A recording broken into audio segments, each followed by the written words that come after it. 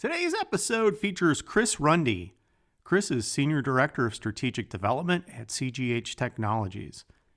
Chris has been a key leader in driving innovation for the aviation industry. Do you like zipping through airport security with PreCheck? Well, Chris was a key force driving the effort. Need to incentivize startups to focus on your industry? Call Chris.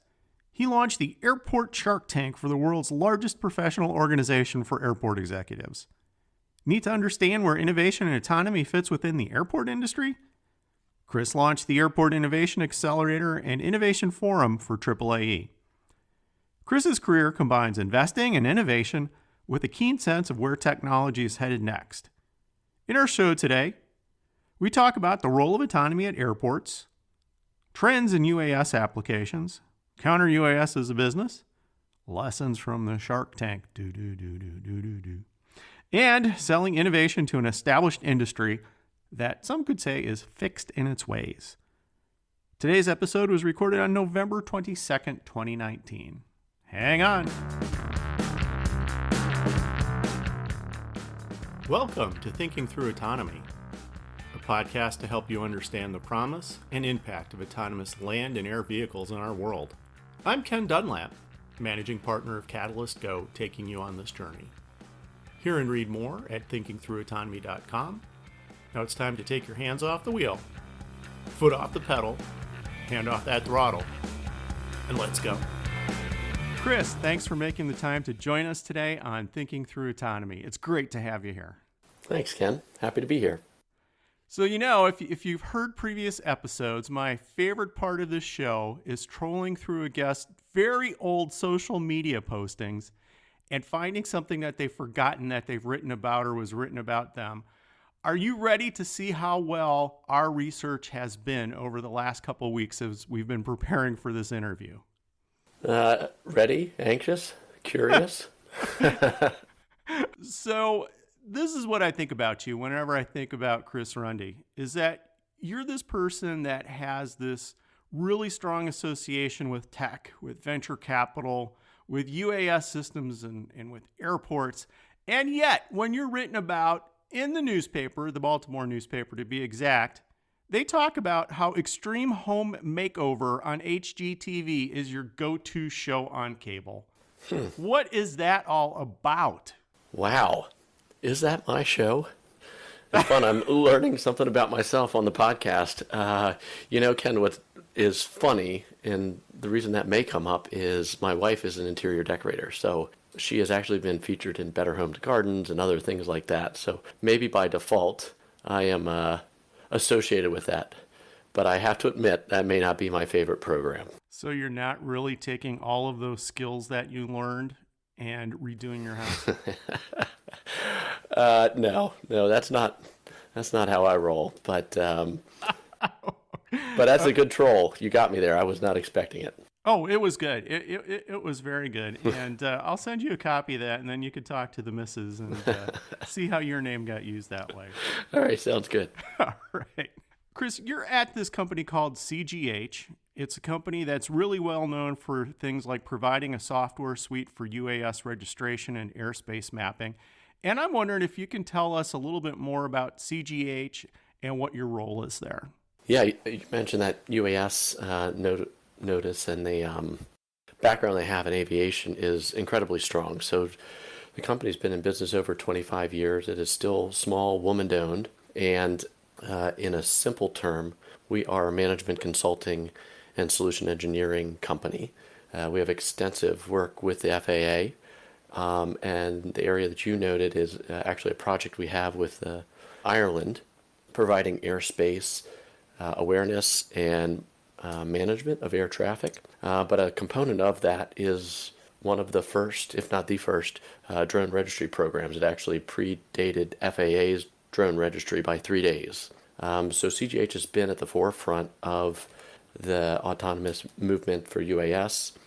And I think, as we're looking at the future of CGH, we're finding ourselves leaning into UAS more and more, both on the integration of UAS into air traffic control, but also the way counter UAS plays. So the only other thing I'll add to the context of CGH is we have a history of bringing very seasoned FAA executives into the house. So what that means for us is we have deep domain expertise on how the airspace works, specifically here in the U.S., but also with our international partners. And I think that as we look at the UAS industry as an example, it's important to understand some of the hurdles and challenges that the manned aviation industry has faced in the past. So, aviation specialists, we do a lot of consulting, we do some solution engineering. And my role in particular is around business strategy. I think they're leaning on my innovation background, as you mentioned, to identify strategic partners, as well as meet with our aviation stakeholders that covers airports, airlines, and our government friends to identify common needs and flush that out, whether that be in conversations or solutions. Chris, I don't want to ask you for any trade secrets here, but as you and I look at the UAS market right now, and these are my characterizations, we have this industry that's really characterized these days by consolidation. Many of the small players are gone. There's capital burnout. We're not seeing investment in the airframes. Maybe we're seeing investment over in some of the sensor systems.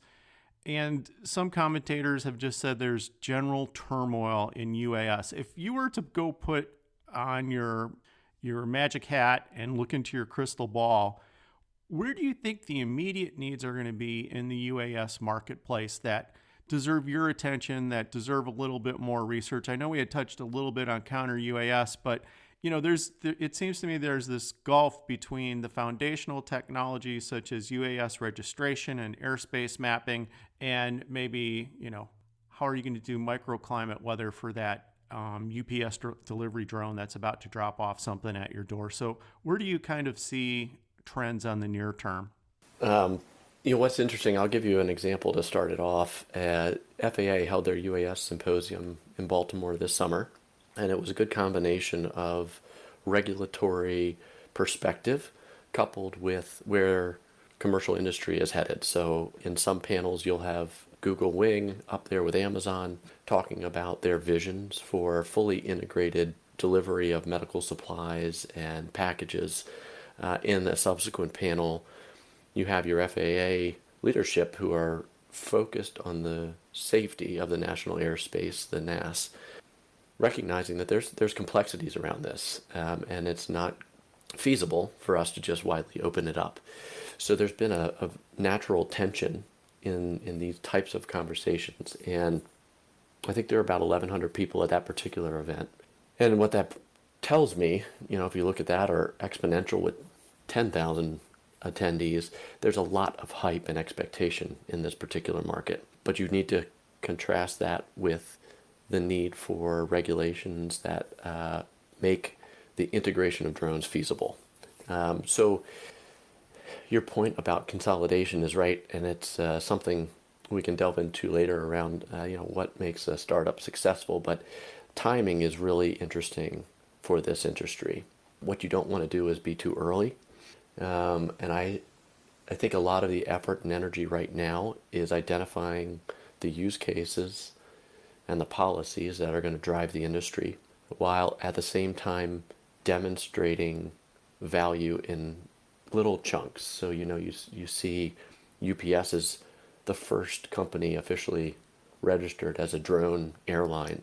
And then you also have deliveries of CVS materials that are providing life critical elements, and I think the public can understand that.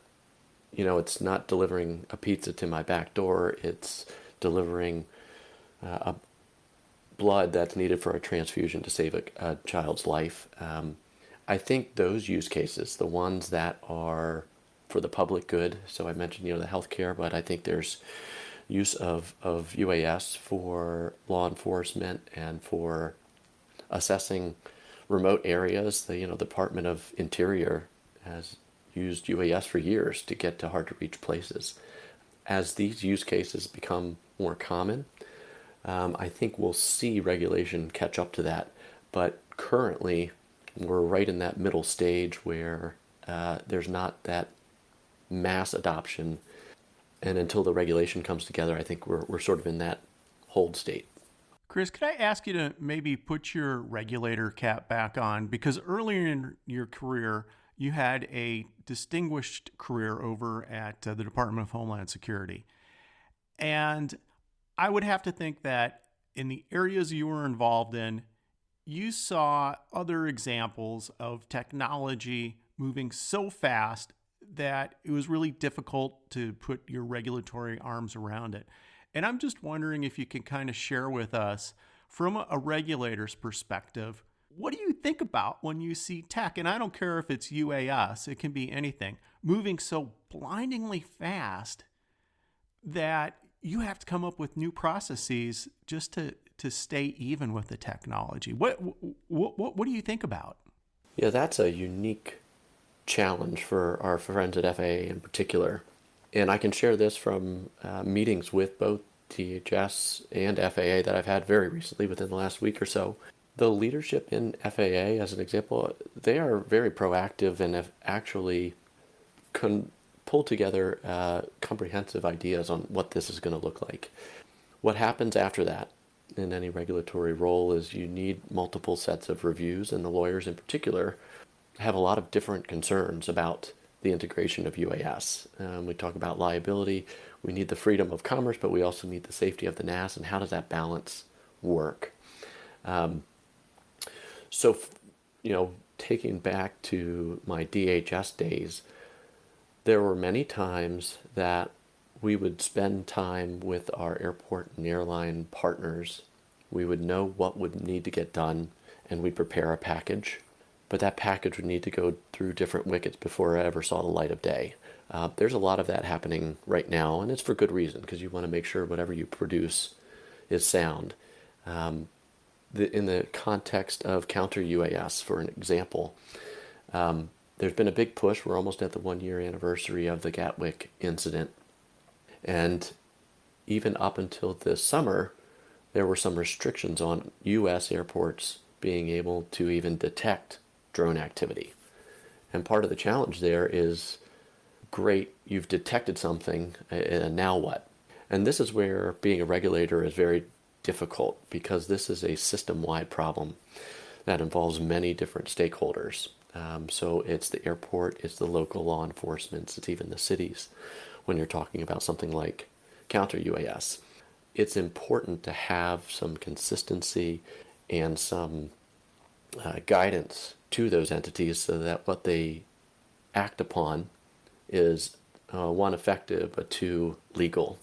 So to round that out, I don't think it's a lack of trying or the lack of knowledge. I think a lot of that is moving, but they're being very deliberate about it. And I don't know if you saw this, Ken, but there was a recent report by Congressman Rogers and Graves about DHS's ability and their authority to take down. I saw that one, Chris. Yeah, what did you think? Well, I did comment on LinkedIn on this, as you probably might have seen, and my feeling is that TSA has a lot of challenges right now. Mm-hmm. And they've got a primary mission, and that mission relates to the screening of passengers and to the screening of personnel who work at airports. And anything that pulls resources away from that primary mission, I think you need to think long and hard about whether or not that's going to be something you're going to pursue. And all I can think about is giving TSA a counter UAS mission pulls resources away. And that tells me there are probably other organizations that might be better placed that have missions that are more aligned with counter UAS than what we have at TSA, because TSA is going to have to cut this from whole cloth. They have no place to start, Sorry, yes. But that's kind of where it's at. Whereas we have other organizations out there that have been fielding and testing equipment for years. So I have a long rant on this whole thing you brought up, but I think it's important in terms of the national dialogue to have that discussion. Yeah, and what I found interesting about the congressman's remarks is that they acknowledge that the federal air marshals, as an example, don't have that domain expertise to effectively run the program. And I think that's smart. And I think if you're going to do it properly, you need people that know all of the nuances. but it is sticky. I think just delegating that authority to DHS and Department of Justice, et cetera, is only part of the problem. So, Well, one of the very insightful comments that a friend of mine made to me recently, and it's going to be actually the subject of the last podcast of this season. And what she said was, it's not so important to pick out a principal lead agency as it is to empower the agencies that wind up being closest to the problem. So the drone flying over the airport, flying over the prison, insert that infrastructure here to empower them to respond. And we're going to talk about that, but I find that interesting. And I just want to maybe close out this section by asking you, recently there was a Blue Ribbon Commission that was put together by a trade association in Washington that came up with some ideas for counter UAS. And I had noted that you had commented on this a little bit. Not so much specifically commenting on that report, but commenting on the fact, do you think it's interesting that private industry kind of had to jump into this fray and say, here are the ideas up front? I mean, why isn't it a Blue Ribbon Commission from DHS, from Department of Justice? Why is it the industry that has to jump forward on this? Where are your thoughts on that whole Blue Ribbon panel and that process? What I can offer is sort of some insights from my time at DHS. One of the projects I ran was around biometrics and the idea that they could be used to secure access to airports, used to prevent employees and other workers from spoofing the system. And carrying that banner on behalf of TSA, I was able to absorb a lot of industry feedback. And I bring that up because there are concerns that government partners would go into a back room and define a policy that would affect the entire industry without taking any of their operational realities into effect. And I think that is why the Blue Ribbon Task Force formed, was to sort of put a flag out there that this is important to us as an industry. We already have been thinking about it. And we want to engage with you, DHS, Department of Justice, whoever is going to be holding the baton in this dialogue, so that we come up with something that is effective and representative of what we're dealing with on a day-to-day basis. I think the reason it's not led by DHS is they're a little bit late to the party. With that said, they're ramping up quickly. They're partnering with FAA to figure out some of those domain elements that they don't know, and that's been very smart, but it's still a learning process. So I think in the course of, actually in early 2020, we're going to see some programs announced on both sides. And I think they're going to demonstrate how our government partners are going to move forward in this. And I think what you'll see are not overarching regulations. What you're going to see is demonstrations, use cases, pilot programs of sorts that will kick the tires on any given approach. And I am really excited about that, because I think you learn a lot more by doing something than by theorizing what would happen. So just closing out this area, we've touched throughout the course of the last 15 minutes about issues such as innovation in airports. And I would bet that a great portion of the audience listening is going to know Chris Runde as the gentleman who developed and launched the Airport Innovation Accelerator, which is really, to me, I think, one of the most important activities that I've seen come out of the aviation industry in a long time. And I'm wondering, can you kind of help fill in the other half of that audience and help us understand more about what is an innovation accelerator? Why specifically do airports need one? And what did that whole program look like, from beginning to end? Yeah, I think you're right. This is sort of a different flavor. And taking it back to the beginning of the accelerator, it was the brainchild of AAAE, who saw that industry was changing before their eyes. We have the Ubers and Lyfts of the world that were impacting airports. We mentioned drones. There was also autonomous cars and a variety of emerging technologies that either weren't being adopted or were adversely affecting airports. So with that, they had a broad concept of the accelerator, and in some ways, I was offered a blank sheet of paper to figure out, what are the ways to help the industry the most. And we approach it from a few different angles. One of the first and the most aligned with an association is just forming a community of information sharing. At any point in time, there's an airport that's going to be trying something, but you'd be surprised how often they don't know what another airport is doing.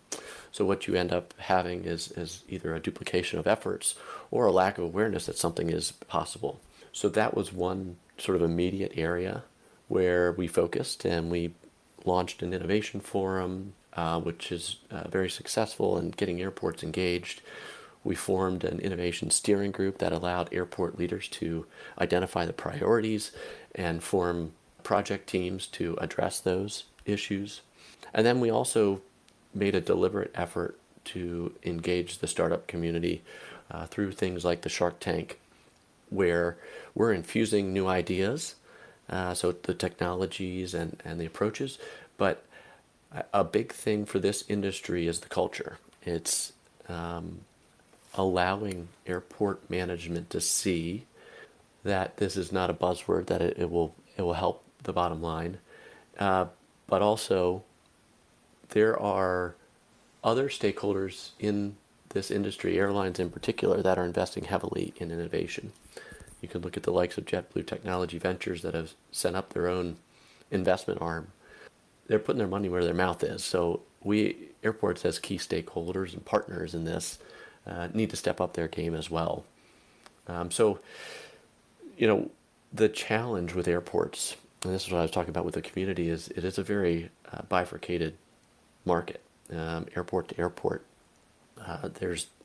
They're all run in different ways, and different personality, politics, and otherwise. So in some ways, it's difficult to have an industry-wide approach. So you end up focusing on cross-pollination and helping those leaders get the resources that they need to make change. Sure. Now, Chris, I also come from the airline industry back in the olden days, which I guess wasn't that long ago. One of the things, though, that strikes me in this industry, and having had the opportunity to step out of it and look back, is that the industry, whether it's the airports, the airlines, the service providers, are incredibly regulated to the point where we have to do it the same way like we've always done it because the regulations hasn't changed. So as you're putting this accelerator together, are you getting feedback that says, well, we can't be innovative because in this field we have these 85 regulations that say it's got to be done this way? Or was that really not a factor because you're looking at areas outside of the typical regulated areas? Yeah, I mean, if we look at the recipe for success of this accelerator, one of the key components is regular relationships with our government partners. At the time that the accelerator was launching up, our friends at DHS were launching the biometric entry and exit, nationwide, and I mean that's an example. But the integration with our regulators is particularly important for this industry, as you alluded to. And there are areas that don't fall into the regulatory realm. And the challenge that is pervasive, actually, is procurement.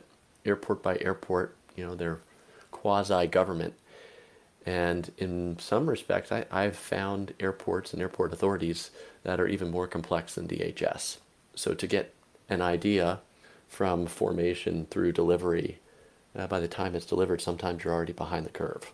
Sure. And I just want to pause a second and tell the audience, I don't want anybody to get the idea that I'm against government regulation in aviation. And in fact, I believe that the regulation is responsible for us having the safest transportation system in the history of the world, precisely because of that regulation. But, the influence of regulation does change mindsets.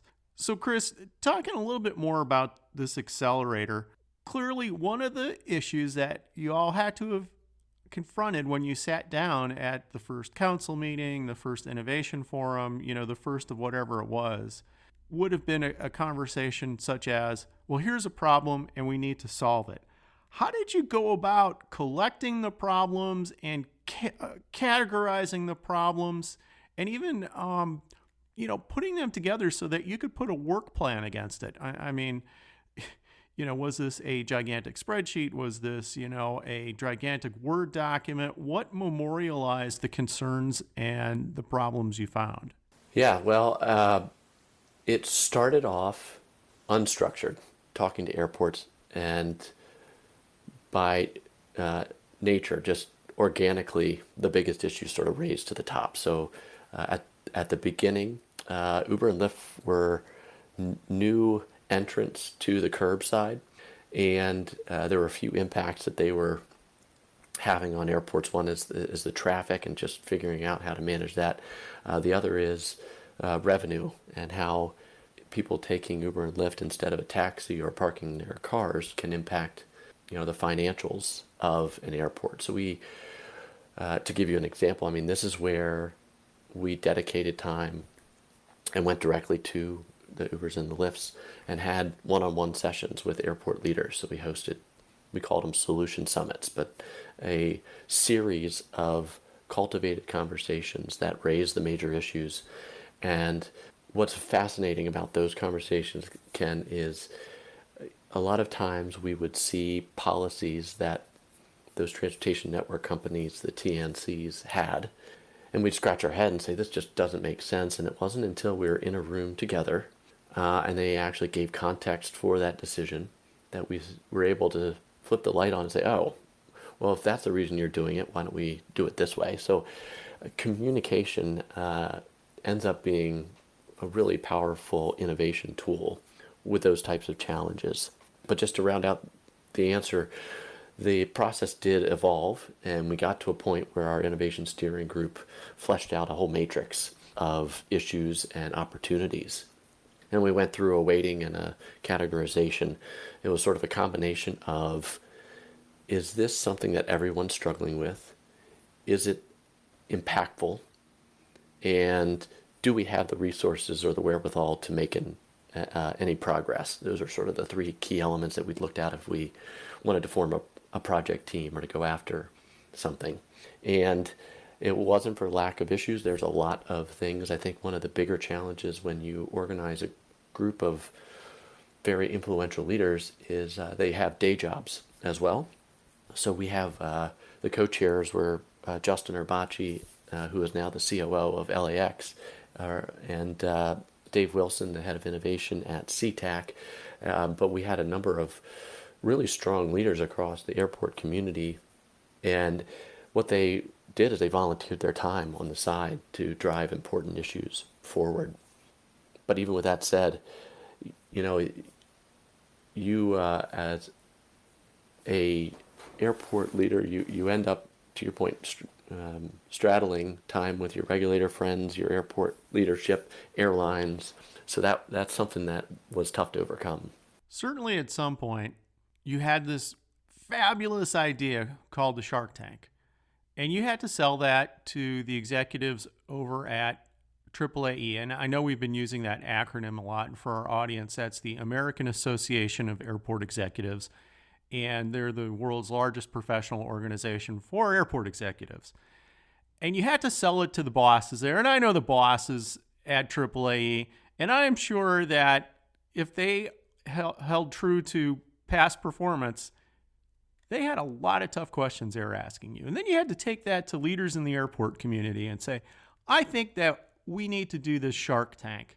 What was it like pitching a Shark Tank, not only to your bosses, but to industry leaders?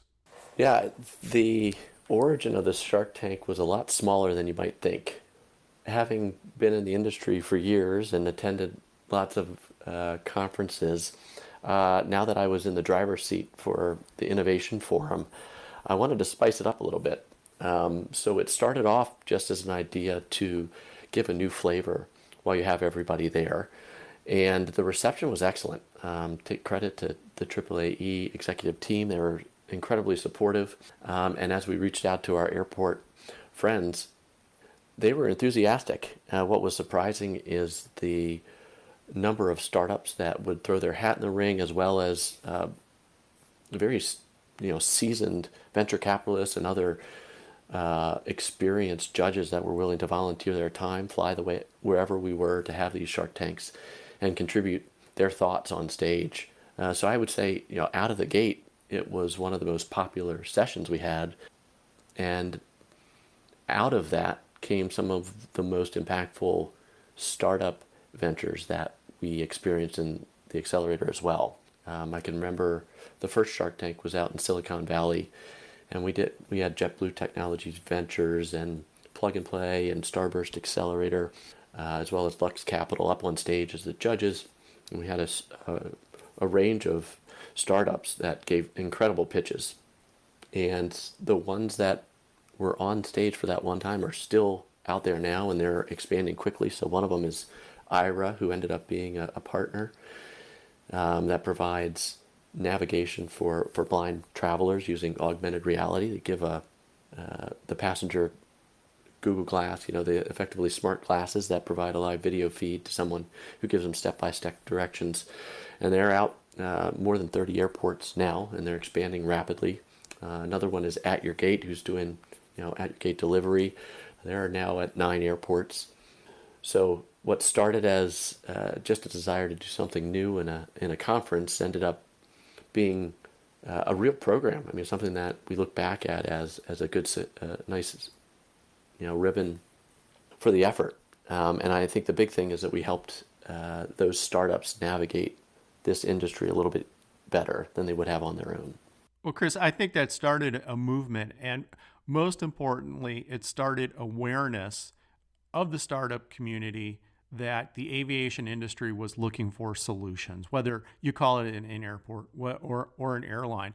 One of my observations over the years is that people on the outside are predisposed to thinking that the aviation industry has all the money and all the time and all the FTEs to develop all the magic on their own.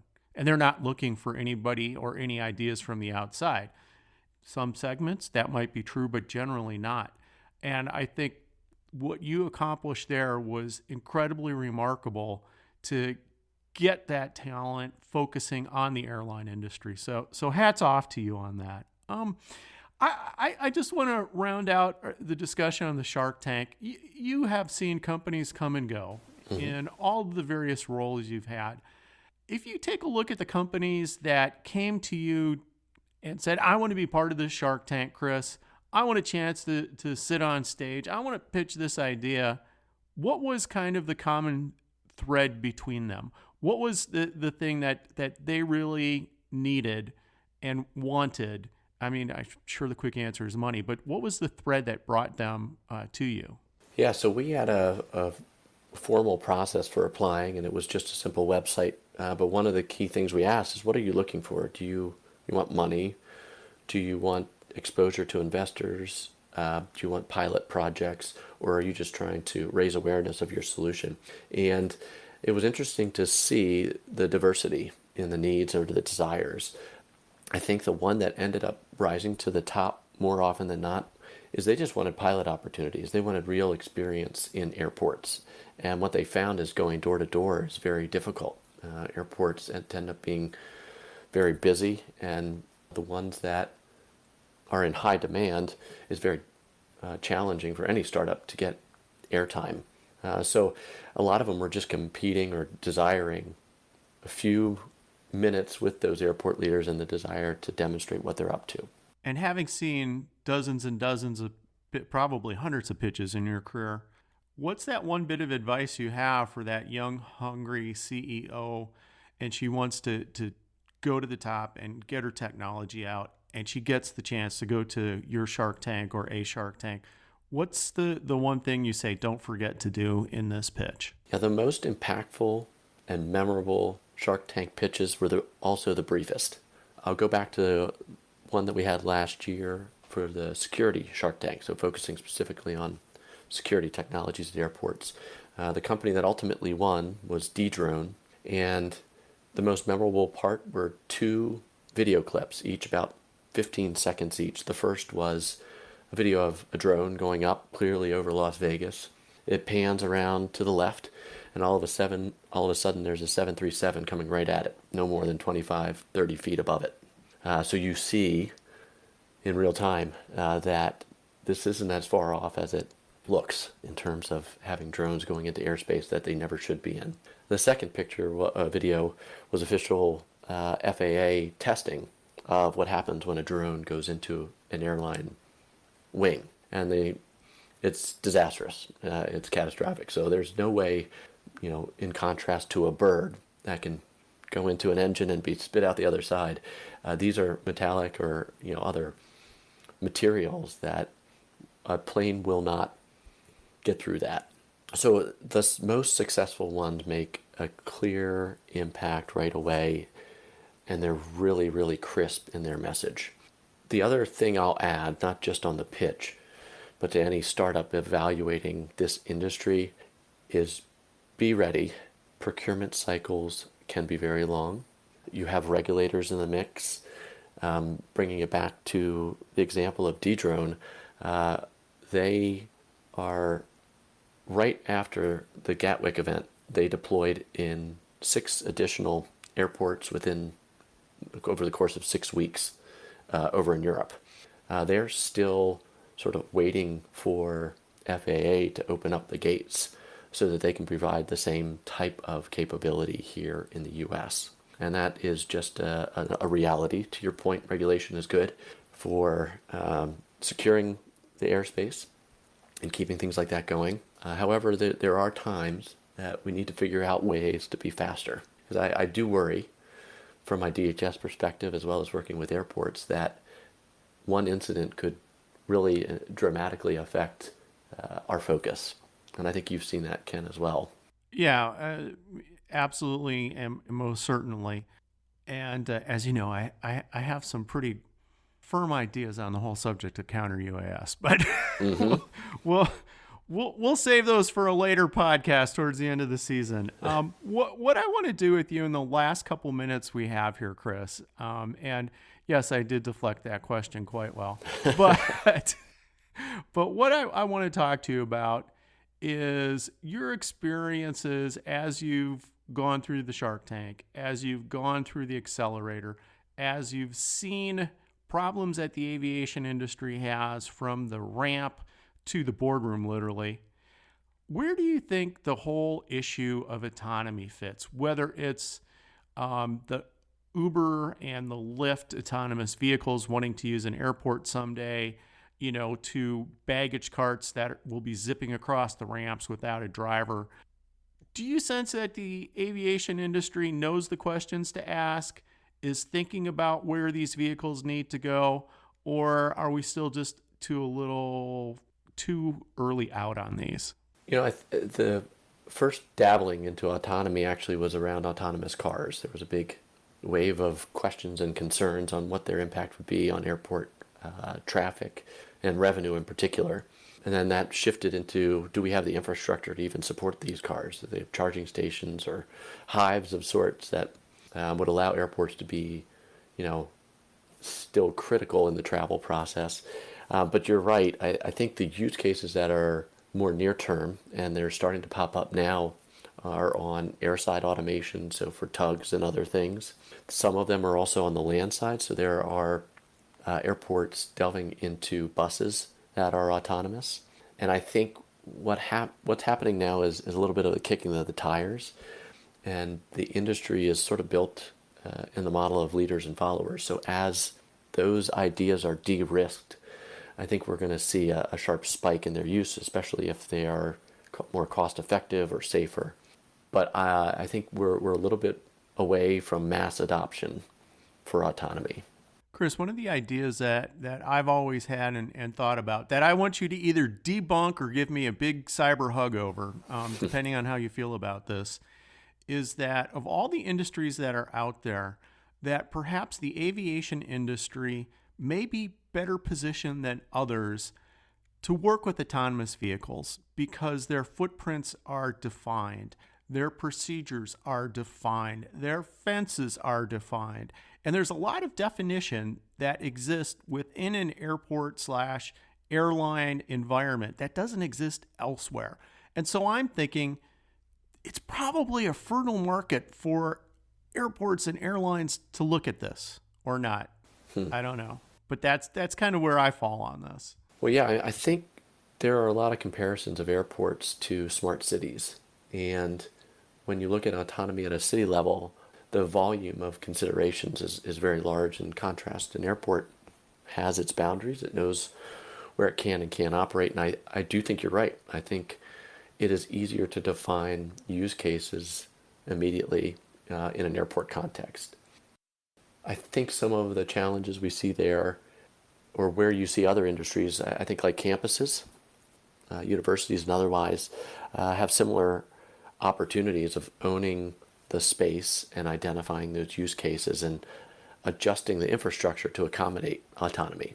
So I think the evolution we'll see of autonomous cars, as an example, is dedicated or prescribed lanes that are operated in a consistent manner. And I think airports are ripe for that as well.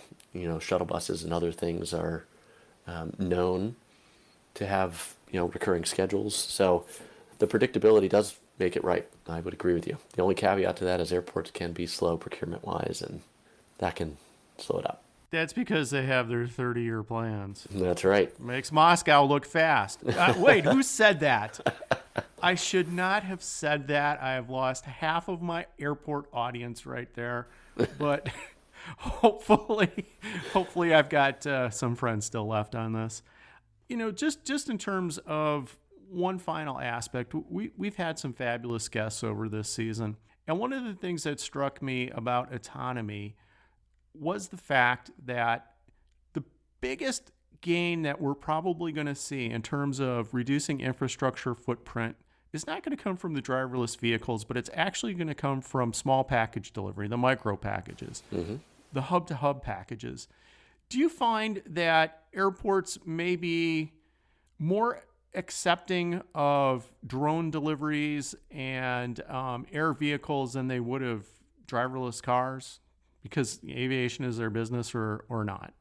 The question's interesting because you're right. They have discrete knowledge of air traffic. This is where our regulatory friends come in. If there are models that FAA and DHS can wrap their heads around that allow for instance, the vertical takeoff and landing at or near an airport, and you build out use cases like that, I can see that being a natural extension of aviation. You have air traffic control towers there. So there are scenarios where it is simplified because we know that. The only complication there is the primary focus is commercial air traffic. So anything that would complicate, commercial airliners taking off would probably not have a lot of consideration. But if you look at LAX and their big parking garage that's going up, about a mile away from the terminal, you can see a scenario where there's a eVTOL landing spot for folks that need to get there and get there quick. And I do think that that's a very bright future. I'm not entirely sold on eVTOL. I think shortly we'll be seeing eVTOL flying, whether it's a vehicle that has 4 propellers or one that's a hybrid with 50 propellers and 2 wings. That's coming. I'm not certain that I understand the business case enough to say that, yes, we will be able to properly fly these things safely. We'll be able to staff the organization, and we'll be able to deploy them more cost effectively than, say, what we can get from a current helicopter. But that's another conversation. So, Chris, I just cannot thank you enough for having this wide-ranging conversation. And you are welcome back anytime. We've got to finish our counter UAS discussion. And there were a couple other discussions that you goaded me into that we will get to. But I'm sensitive of your time, and really being here with us and sharing your story with this audience has been fantastic. And on one last note, if you don't watch HGTV, what are you streaming right now? Well, I'll admit now that I'm a Green Bay Packers fan, so if they're on TV, there's a good chance I'll be watching that game. I end up, Ken, not watching as much TV as I do read or listen to books on tape or podcasts, surprisingly. So, sort of a lame answer to that, but I've enjoyed talking with you. I appreciate it. You're doing a lot of great work, so keep it up. And do you have a bet on the 49ers-Packer game this weekend? Yeah, I think it'll be a good game. How about that? Oh, my gosh. The ultimate diplomat through the last minute. You're the best. Thank you so much, Chris. All right, Ken. Thanks.